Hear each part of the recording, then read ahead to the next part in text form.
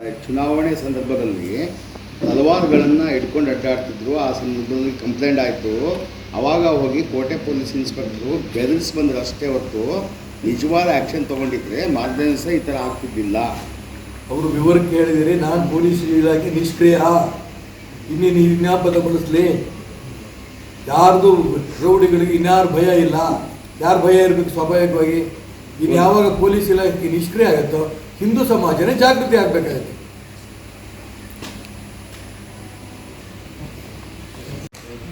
ಸಾಬ್ರು ಕೊಲೆ ಬಡದಾಡ್ ಸತ್ತಿದ್ದಾರೆ ಗೂಂಡಾಗಳು. ಅದೇ ಹೇಳ್ತಿರೋದು, ಗೂಂಡಾಗಳಿಗೆ ಬೇರೆ ಸ್ವಲ್ಪ ಇಂಗ್ಲೀಷ್ ಪದ ಬಳಸ್ರಿ. ರೌಡಿ ಏನು ಗೂಂಡಾ ಇನ್ನೇ ವ್ಯತ್ಯಾಸ ಇದೆಯಾ? ಅದಕ್ಕೆ ನಾನು ಹೇಳ್ತಿರೋದು, ಪೊಲೀಸ್ ಇಲಾಖೆ ಈ ಕಡೆ ಗಮನ ಹರಿಸ್ಬೇಕು. ಶಿವಮೊಗ್ಗ ನಗರದಲ್ಲಿ ಕೊಲೆ ಸುಲಿಗೆಗಳು ಅಲ್ಲೊಂದು ಆಗ್ತಾ ಇದೆ. ಇದು ಆಗಬಾರ್ದು. ಜನ ಶಾಂತಿಯಿಂದ ಇರಬೇಕು. ಈ ದಿಕ್ಕಿನಲ್ಲಿ ಪೊಲೀಸ್ ಇಲಾಖೆ ಗಮನ ಕೊಡಬೇಕು. ಯಾರ್ಯಾವ ರೀತಿ ಗೂಂಡಾಗಳಿದ್ದಾರೆ, ಮುಸಲ್ಮಾನರ ಗೂಂಡಾಗಳಿದ್ದಾರೆ, ಅಂಥ ಗೂಂಡಾಗಳ ಬಗ್ಗೆ ಕ್ರಮ ತಗೋಬೇಕು. ನೇಹಾ ಕೊಲೆ ಆಯಿತು. ನೇಹಾ ಕೊಲೆ ಆದಂಥ ಸಂದರ್ಭದಲ್ಲಿ ಮಂತ್ರಿ ಹೇಳ್ತಾರೆ ಸಂತೋಷ್ ಲಾಡ್, ಅವ್ರ ಮನೆಗೆ ನೇಹಾ ಮನೆಗೆ ಹೋಗ್ತಾ ಇರೋದು ಎಲ್ಲರೂ ಬಂದು ಪ್ರವಾಸಿ ತಾಣ ಆಗಿದೆ ಅಂತ.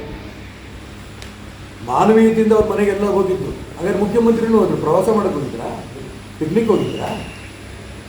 ಹಗುರವಾಗಿ ಕೊಲೆಗಳ ಬಗ್ಗೆ ಹಗುರವಾಗಿ ಯಾರೂ ತೊಗೋಬಾರ್ದು. ಮಂತ್ರಿಗಳಾದಂಥವ್ರು ತೊಗೊಳ್ಳೇಬಾರ್ದು. ಅದಕ್ಕೋಸ್ಕರ ಹೇಳ್ತೀನಿ, ಕರ್ನಾಟಕ ರಾಜ್ಯ ಇವತ್ತು ಗೂಂಡಾಗಳ ಕೈಯಲ್ಲಿ ಸಿಕ್ಕೋಗಿದೆ. ಗೂಂಡಾ ರಾಜ್ಯ ಆಗ್ತಾ ಇದೆ. ಈ ಗೂಂಡಾಗಳಿಗೆ ಭಯನೇ ಇಲ್ಲ. ವಿಶೇಷವಾಗಿ ಮುಸಲ್ಮಾನ್ ಗೂಂಡಾಗಳು ಬಂದು ಭಯನೇ ಇಲ್ಲ. ಅದಕ್ಕೋಸ್ಕರ ನಾನು ಹೇಳ್ತಾ ಇರೋದು, ಇದ್ರ ಬಗ್ಗೆ ಮುಖ್ಯಮಂತ್ರಿಗಳು, ಗೃಹ ಮಂತ್ರಿಗಳು ಸೀರಿಯಸ್ ಇದ್ರ ಬಗ್ಗೆ ತಗೋಬೇಕು. ಸರ್, ಇಲ್ಲಿ ಲೋಕಲಲ್ಲಿ ಕೋಟೆ ಪೊಲೀಸ್ ಸ್ಟೇಷನ್ ವ್ಯಾಪ್ತಿಯಲ್ಲಿ ಭಾಳ ಕ್ರೈಮ್ ಆಗ್ತದೆ ಇತ್ತೀಚಿನ ದಿನಗಳಲ್ಲಿ. ಪೊಲೀಸರು ಆ ರಸ್ತೆ ಆಗಿದೆ, ಈ ರಸ್ತೆ ಆಗಿಲ್ರಿ, ಕೋಟೆ ಪೊಲೀಸ್ ಸ್ಟೇಷನ್ ಮಧ್ಯೆ ಬಂದ್ಲಂದ್ರೆ ಇಲ್ಲಿ ನಾನು ಇಲ್ಲಿ ಅಲ್ಲ ಹೇಳ್ತಿರೋದು. ಕೊಲೆ ಬಗ್ಗೆ ಸಾಕಷ್ಟು ಆಗ್ತಾ ಇದೆ. ಯಾವುದೋ ಪೊಲೀಸ್ ಸ್ಟೇಷನ್ನು ಅಲ್ಲೂ ಇಲ್ಲ. ಪೊಲೀಸ್ ಇಲಾಖೆ ಬಗ್ಗೆ, ರಾಜ್ಯ ಸರ್ಕಾರದ ಬಗ್ಗೆ ಗೂಂಡಾಗಳಿಗೆ ಭಯ ಇಲ್ಲ. ಇದ್ರ ಬಗ್ಗೆ ಗಮನ ಹರಿಸ್ಬೇಕು ಸರ್. ಮುಖ್ಯಮಂತ್ರಿಗಳು, ಗೃಹ ಮಂತ್ರಿಗಳು ಆ ಒಂದು ರಾಜಕಾರಣದಲ್ಲೇ ಹೋಗಿ ತೊಡಗಿಬಿಟ್ಟಿದ್ದಾರೆ. ನಾನು ಅದಕ್ಕೋಸ್ಕರ ಹೇಳಿ, ಹೆಣ್ಣು ಕುಲಕ್ಕೆ ಅಪಮಾನ, ಹೆಣ್ಣು ಕುಲದ ದುರ್ಬಳಕೆ ಆಗ್ತಾ ಇದೆ. ಅವ್ರ ಟ್ರಾನ್ಸ್ಫರ್ಗಳ ಬಗ್ಗೆ ಟಿವಿಗಳು ಬರ್ತಿರೋದು ಭಗವಂತದ ಇದನ್ನು ಸುಳ್ಳಾಗಲಿ ಅಂತ ನಾನು ಪ್ರಾರ್ಥನೆ ಮಾಡ್ತೀನಿ. ಟ್ರಾನ್ಸ್ಫರ್ಗಳ ಬಗ್ಗೆ ಹೆಣ್ಮಕ್ಳು ಬಳಸ್ಕೊತಿದ್ದೀರಿ, ಕಾಂಟ್ರಾಕ್ಟ್ಗಳಿಗೆ ಹೆಣ್ಮಕ್ಳು ಬಳಸ್ಕೊತಿದ್ದೀರಿ ಅಂದರೆ ಇದಕ್ಕಿಂತ ನಾಚಿಕೆಡು ಇನ್ನೊಂದಿಲ್ಲ. ದುಡ್ಡು ಮಾಡೋಕ್ಕೆ ಯಾವ ಮಟ್ಟಕ್ಕೆ ಬೇಕಾದ್ರೂ ವ್ಯಕ್ತಿಗಳು ಹೋಗ್ಬೋದು. ಅದು ಮಾನವೀಯತೆ ಬೇಡವಾ? ಅದಕ್ಕೆ ನಾನು ಇಲ್ಲಿ ತನಕ ರಿಯಾಕ್ಟ್ ಮಾಡಲಿಲ್ಲ. ಅಲ್ಲ, ಅದು ಸಂತ್ರಸ್ತರ ಹೇಳಿಕೆ ಕೊಟ್ಟರೆ ಸರ್. ಯಾರು ಕೊಡ್ಲಿ ರೀ, ಸಂತ್ರಸ್ತರ ಕೊಟ್ಟರು, ಇನ್ನೊಬ್ರು ಕೊಟ್ಟರು, ಅವರು ದುರ್ಬಳಕೆ ಆಯ್ತಾನೆ. ಸಂತ್ರಸ್ತರ ಹೇಳಿಕೆ ಸುಮ್ಮನೆ ಕೊಡ್ತಾರೆ. ಅವರು ನಮ್ಮ ಟ್ರಾನ್ಸ್ಫರ್ ವರ್ಷ ಸುಮ್ಮನೆ ಇದ್ರು. ಯಾಕೆ ಸುಮ್ಮನೆ ಇದ್ರು? ನಮ್ಮ ಟ್ರಾನ್ಸ್ಫರ್ಗೆ ಹೋದಾಗ ಹಿಂಗಾಯ್ತು. ಹೌದಪ್ಪ, ಯಾಕೆ ಹೋದ್ರೆ ಹಂಗಾರ ಅವ್ರ ಹತ್ರ ಸುಮ್ಮನೆ ಹೋಗಿದ್ರೆ ಅವರು? ನಾನು ಅದಕ್ಕೋಸ್ಕರ ಇದ್ರ ಚರ್ಚೆ ಮಾಡ್ತಾ ಕೂತ್ಕೊಂಡ್ರೆ ಹೆಣ್ಣಿನ ತಪ್ಪು, ಗಂಡಿನ ತಪ್ಪು, ಇದು ಹೆಣ್ಣನ್ನು ದುರ್ಬಳಕೆ ಮಾಡ್ಕೊಂಡ್ರಂತ ದುಶ್ಯಾಸನರು ಮಾಡ್ತಿರೋದು ದುಷ್ಕೃತ್ಯ ಇದೆ. ಇದ್ರ ಬಗ್ಗೆ CBI ಕೊಟ್ಟು ನಿಮ್ಗೆ ಏನು ಗಂಟು ಹೋಗುತ್ತೆ? ನಮ್ಮ ಪೊಲೀಸ್ನವರೆಲ್ಲ ಮಾಡ್ತಾರೆ, ಮಾಡಲ್ಲ ಅಂತ ಅಂದಿಲ್ಲ ನಾನು. ನಮ್ಮ ಪೊಲೀಸ್ನವ್ರ ಬಗ್ಗೆನೂ ನನಗೆ ಗೌರವ ಇದೆ. ಆದರೆ CBI ಯಾವ ಮುಲಾಜಿಂದನೇ ಸ್ಪಷ್ಟವಾಗಿ ಮಾಡ್ತಾರೆ. ಶಿವಮೊಗ್ಗದ ಇನ್ಸಿಡೆಂಟ್ ಬಗ್ಗೆ ಶಾಸಕರೇ ರಾಘವೇಂದ್ರ ಅವ್ರಿಗೆ ಕೇಳಿದ್ವಿ, ಈ ಥರ ನಿಮ್ಮ ಮೇಲೆ ಆರೋಪ ಮಾಡ್ತಿದ್ದಾರೆ ಅಂತ, ಕಂಪ್ಲೇಂಟ್ ಮಾಡಿದ್ದಾರೆ DC-ಗೆ ಅಂತ. ಅವ್ರು ನಮಗೆ ಗೊತ್ತೇ ಇಲ್ಲ, ವಿಚಾರನೇ ಗೊತ್ತಿಲ್ಲ. ಕಳ್ತನ ಒಪ್ಕೋತಾರೆ. ನಾನು ಕಳ್ತನ ಮಾಡಿದ್ದೆ, ಪೊಲೀಸ್ ಸ್ಟೇಷನ್ ಕರ್ಕೊಂಡೋಗಿ ಕೇಸ್ ಹಾಕಿ FIR ಹಾಕಿದ ಮೇಲೆ ಒಪ್ಕೊಳೋದು. ನಾನು ಅದಕ್ಕೋಸ್ಕರ ಹೇಳ್ತೀನಿ, ಕಳ್ಳನ್ನು ಎಂಕ್ವೈರಿ ಮಾಡೋಕ್ಕೆ ಹೋಗ್ಬೇಡಿ ನೀವು. ಎಂಕ್ವೈರಿ ಅರೆಸ್ಟ್ ಮಾಡಾದ್ಮೇಲೆ FIR ಹಾಕಿ ಅರೆಸ್ಟ್ ಮಾಡಿ ಆಮೇಲೆ ಎಂಕ್ವೈರಿ ಮಾಡಿ. ಸುಮ್ಮನೆ ಕರೆದು ಏನಪ್ಪ ನೀನು ಕದ್ದಿದ್ಯಾ ಅಂದರೆ ಒಪ್ಕೋತಾನ? ಅದಕ್ಕೋಸ್ಕರ ನಾನು ಹೇಳ್ತಿರೋದು, ನಾನು ತುಂಬ ಸ್ಪಷ್ಟವಾಗಿ ಹೇಳ್ತೀನಿ. ಕೇಳಿದ್ರೆ ಯಾರಿಗೆ ಓಟ್ ಕೇಳಿದ್ರು ಅವರು? ನನ್ನ ಪರವಾಗಿ BJP ಓಟ್ ಕೊಡಿ ಈಶ್ವರಪ್ಪ. ಯಾವ ಪೇಪರ್ ಇಲ್ಲ, ಯಾವ ಪೇಪರ್ ಅನ್ನೋದಿಲ್ಲ, ಡೇಟ್ ಇಲ್ಲ. ಇಷ್ಟು ದ್ರೋಹ, ಮೋಸ. ಚುನಾವಣೆಗೆ ರಣರಂಗದಲ್ಲಿ ಯಾವಾಗಲೂ ಕೂಡ ಎದುರ ಬಡ್ದಾಡಬೇಕು, ಬೆನ್ನಿ ಚಾಕು ಹಾಕೋದಲ್ಲ. ನಿಮ್ಮ ಕಡೆ ಮಾಡಿರ್ಬೋದು ಅಂತ ಅವ್ರು ಹೇಳಿದ್ದಾರೆ. ಅದಪ್ಪ ಹೇಳ್ತಿರೋದು. ಅದನ್ನೇ ಎಂಕ್ವೈರಿ ಮಾಡಕ್ಕೆ ಹೇಳಿ. ಹಾಗಾರೆ ರಾಘವೇಂದ್ರ ಅವರು ನಮಗೆ ಗೊತ್ತಿಲ್ಲ, ಇದು ವಿಚಾರಣೆ ಗೊತ್ತಿಲ್ಲ ಅಲ್ಲ, ಗೊತ್ತಿಲ್ಲ ಅಂತ ಹೇಳಿ ಅವ್ರ ಕಡೆಯವರೇ ಮಾಡಿರ್ಬೋದು. ಆಯ್ತಪ್ಪ, ಅದೇ ರಾಘವೇಂದ್ರ ಅವರು ಹೇಳ್ಬೋಯ್ತಲ್ಲ, ಚುನಾವಣಾಧಿಕಾರಿ ಪತ್ರ ಬರೀ, ನಾನು ಕಂಪ್ಲೇಂಟ್ ಕೊಟ್ಟಾಗೇನೆ, SP ಕಂಪ್ಲೇಂಟ್ ಕೊಡಿ, ನಾನು ಕೊಟ್ಟಾಗೇನೆ. ಅದಕ್ಕೆ ಹೇಳಿರೋದು, ಕಳ್ಳನ ಮನಸ್ಸು ಹುಳ್ಳುಳಿಗೆ ಅಂತ. ಯಾವ ಕಳ್ಳನು ನಾನು ಕಳ್ತನ ಮಾಡಿದ ಮುಂಚೆ ಒಪ್ಕೋನಲ್ಲ. FIR ಹಾಕಲಿ, ಅವ್ರ ಮೇಲೆ FIR ಹಾಕಬೇಕು, ಅನ್ನೋನ್ ಹಾಕೋದಲ್ಲ. ಅವಾಗ ಗೊತ್ತಾಗುತ್ತೆ ಇದ್ರ ಬಗ್ಗೆ ಯಾರು ಬದುಕು ಮಾಡಿದ್ದಾರೆ ಏನು ಕತೆ. ಅಲ್ಲಿ ಮೇಘರಾಜು ದತ್ತಾತ್ರೇಯರು ಅವ್ರ ಮೇಲೆ ಬೇಡವಾ? FIR ಯಾರ್ಯಾರ ಮೇಲೆ ಹಾಕ್ಬೇಕು ಎಲ್ಲರ ಮೇಲೆ ಹಾಕ್ಲಿ, ಗೊತ್ತಾಗುತ್ತೆ. ನನಗೆ ಗೊತ್ತಿಲ್ಲ. ಅದಕ್ಕೋಸ್ಕರ ರಾಘವೇಂದ್ರನ್ ಓಟ್ ಕೊಡಿ ಅಂತ ನೇರ ಅವ್ರು ಕೇಳಿರೋದ್ರಿಂದ ಅಲ್ಲಿ ಫೋಟೋದಲ್ಲಿದ್ದಾರೆ. ಅದೇ ಫೋಟೋ ಹಾಕಿ ಈ ರೀತಿ ನ್ಯೂಸ್ ಎಲ್ಲ ಫೇಕ್ ನ್ಯೂಸ್ ಹಾಕಿರೋದ್ರಿಂದ ರಾಘವೇಂದ್ರನ್ನ ಮೇಲೆ FIR ಹಾಕಿದ್ರೆ ಅವ್ರಿಗೆ ಎಂಕ್ವೈರಿ ಮಾಡಿದ್ರೆ ಅದರಲ್ಲಿ ಮೇಘರಾಜ್ ಇದ್ದಾರೋ ದತ್ತಾತ್ರೇಯ ಇದ್ದಾರೋ ಯಾರ್ಯಾರು ಇದ್ದಾರೆ, ಅವ್ರಿಗೆ ಸಾಮಾಜಿಕ ಜಾಲತಾಣದಲ್ಲಿ ಯಾರ್ಯಾರು ಬಳಸ್ಕೊಂಡಿದ್ದಾರೆ ಅದೆಲ್ಲವೂ ಕೂಡ ಹೊರಗೆ ಬರುತ್ತೆ. ಎಷ್ಟು ಮನೆಗಳಿಗೆ ಹಂಚಿರ್ಬೋದು ಸರ್? ಎಷ್ಟು ಕಡೆ ಹಂಚಿರ್ಬೋದು ಇಂಥದ್ದು? ಈ ಕಾಪಿಗಿಂತನೂ ಅದು ವೈರಲ್ ಆಗ್ಬಿಡ್ತಲ್ಲ ವಾಟ್ಸಪ್ಪಲ್ಲಿ, ಇಡೀ ಜಿಲ್ಲೆನಲ್ಲಿ ಎಲ್ಲ ಕಡೆಯಿಂದನೂ ಫೋನ್ಗಳು. ತಕ್ಷಣ ನಾನು ಪ್ರೆಸ್ ಮೀಟ್ ಮಾಡಿ ವಿಡಿಯೋ TV ಮುಖಾಂತರ ಬಂದಿದ್ದರಿಂದ ಸಾಕಷ್ಟು ಕಡೆಯಿಂದ ಅವಾರ್ಡ್ ಆಗಿದೆ. ಆದರೆ ಅಷ್ಟರೊಳಗೇನೆ ಸಾಕಷ್ಟು ಜನ ವ್ಯತ್ಯಾಸ ಗೊಂದಲ ಮಾಡ್ಕೊಂಡಿದ್ದಾರೆ. ಇದು ಎಲ್ಲಿ ಫೋಟೋ ಅಂತ ನಿಮ್ಗೆ ಗೊತ್ತಿದೆ? ಏನು ಗೊತ್ತಿಲ್ಲ. ಅಲ್ಲ ಅಂದಾಜು ಯಾವುದೋ ಸಾವಿರಾರು ಫೋಟೋ BJP ಇದ್ದಾಗ ಆಗಿನ ಕಾಲದಲ್ಲಿ ಸಾವಿರಾರು ಫೋಟೋ ಇರುತ್ತೆ. ಯಾವುದು ಅಂತ ಹೇಳಿ ನಾನು ಹಿಂಗೆ ದ್ರೋಹ ಮಾಡ್ತಾರೆ ಅಂತ ಯಾರಿಗೆ ಗೊತ್ತಾಗತ್ತೆ?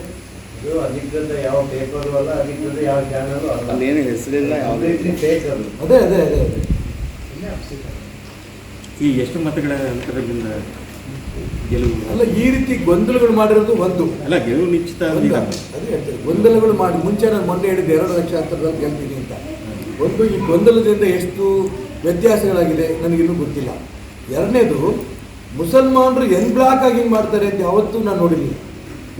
ನಾನು ಎಲ್ಲ ಚುನಾವಣೆಯಲ್ಲಿ ಗಮನಿಸಿದ್ದೀನಿ. ಇಷ್ಟು ಪರ್ಸೆಂಟೇಜ್ ಓಟು ಮುಸಲ್ಮಾನರು ಎಂದೂ ಮಾಡಿಲ್ಲ. ಹಿಂದಿನ ಅಸೆಂಬ್ಲಿ ಚುನಾವಣೆಗಳು ಮಾಡಿರಲಿಲ್ಲ, ಲೋಕಸಭೆ ಚುನಾವಣೆಗಳು ಮಾಡಿರಲಿಲ್ಲ.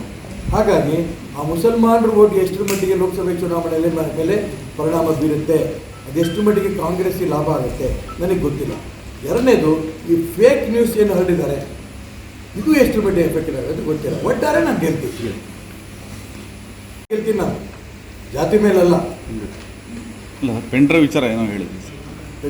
ಪೆಂಡ್ರೈವ್ ಏನೋ ವಿಚಾರ ಹೇಳಿದ್ರಿ ಯಾವಾಗಲೇ. ಅದೇ ಪೆಂಡ್ರೈವ್ ನಿಮಗೆಲ್ಲ ಕೊಟ್ಟಿದ್ದೀನಿ ನೋಡ್ರಪ್ಪ ಅಂತ ನಾನು. ಏನಿದೆ ಸರ್ ಅದ್ರಲ್ಲಿ? ಪೆಂಡ್ರೈವಲ್ಲಿ ಏನಿದೆ? ಕೈಗೆ ಕೊಟ್ಟಿರ್ಬೇಕು, ಏನಿದೆ ಅಂತಂದ್ರೆ ಸಿಗ್ಲಿಲ್ವಾ? ನಿಮ್ಗೆ ಸಿಕ್ಕಿಲ್ಲ ಅವ್ರು ಯಾಕೆ ಕೊಡಲ್ವ? ಮಾಡ್ತಾ ಇದೆ. ಹಾಗಾಗಿ ನೀವು ಹೋಗಿ ಯಾವುದು ಮಿಕ್ಸ್ ಮಾಡಬೇಡಿ. ಈ ಪೆಂಡ್ರೈವ್ ಇದು ನೇರ ಫೇಕ್ ಪೆಂಡ್ರೈವ್ ಅಂತ ರಾಘವೇಂದ್ರನು ಒಪ್ಕೊಂಡಿದ್ದಾರೆ. ಫೇಕ್ ಪೆಂಡ್ರೈವ್ ಅನ್ನೋದನ್ನ SPDC ಕೂಡ ಒಪ್ಕೊಳ್ಳೇಬೇಕು. ಅದಕ್ಕೋಸ್ಕರ ನಾನು ಹೇಳ್ತಿರೋದು, ತುರ್ತಾಗಿ ಅದ್ರ ಬಗ್ಗೆ ಎನ್ಕ್ವೈರಿ ಮಾಡಬೇಕು. ಜೊತೆಗೆ ಅವರು ಯಾರೋ ಸಬ್ ಇನ್ಸ್ಪೆಕ್ಟರ್ ಕೈ ಕೊಡ್ತೀವಿ ಅಂತಂದರು, ಮುಂಚೆ DYSP ಮುಖಾಂತರ ಮಾಡ್ತೀವಿ ಅಂತಂತಾರೆ. ನನಗೆ ಯಾರ ಮುಖಾಂತರ ಮಾಡ್ತಾರೋ ಗೊತ್ತಿಲ್ಲ. ಮುಂಚೆ ಆ ರಾಘವೇಂದ್ರಗೆ ಅರೆಸ್ಟ್ ಮಾಡಿದ್ರೆ ಎಲ್ಲ ಸುದ್ದಿನೂ ಹೊರಗೆ ಬರುತ್ತೆ, ತನಿಖೆ ಆಗಬೇಕು. ಇಲ್ಲ, ಬನ್ಸೋ ಇದು ನಿಮಗೆ ಇದಿದೆಯಾ ಸರ್ ಕಾನ್ಫಿಡೆನ್ಸ್? ಒಬ್ಬ MP ಹಲ್ಕಟ್ಗಿರಿ ಮಾಡ್ರೆ ಬನ್ಸಲ್ಲ. ಅಲ್ಲ, ಈಗ MLA ರೇವಣ್ಣಗೆ ಬನ್ಸಿಲ್ವಾ? ಕೇಜ್ರಿವಾಲ್ ಮುಖ್ಯಮಂತ್ರಿನ ಅರೆಸ್ಟ್ ಮಾಡಿ ಜೈಲಲ್ಲಿ ಇಟ್ಟಿಲ್ವಾ? ಪತ್ರಕರ್ತರು ಕೇಳೋ ಪ್ರಶ್ನೆನ ಇದು ಅಂತ ಸರ್. ರೇವಣ್ಣ ಅವರ ರಾಜಕೀಯ ಕುಟುಂಬದ ಒಬ್ಬ ವ್ಯಕ್ತಿ ಧುರೀಣ ಬಂಧನಕ್ಕೂ ನೀವು ರಿಯಾಕ್ಷನ್ ಕೊಡಲಿಲ್ಲ. ನಾನು ಇಷ್ಟು ನೀಚಿತನಕ್ಕೆ ಹೋಲಿಸ್ತಾರ ಸಬ್ಜೆಕ್ಟ್ ಬಗ್ಗೆ ರಿಯಾಕ್ಟ್ ಮಾಡೋಕ್ಕೆ ನನಗೆ ಯಾಕೆ ಮನಸ್ಸು ಬರ್ತಿಲ್ಲ, ಪ್ರಾಮಾಣಿಕವಾಗಿ ಹೇಳ್ತೀನಿ.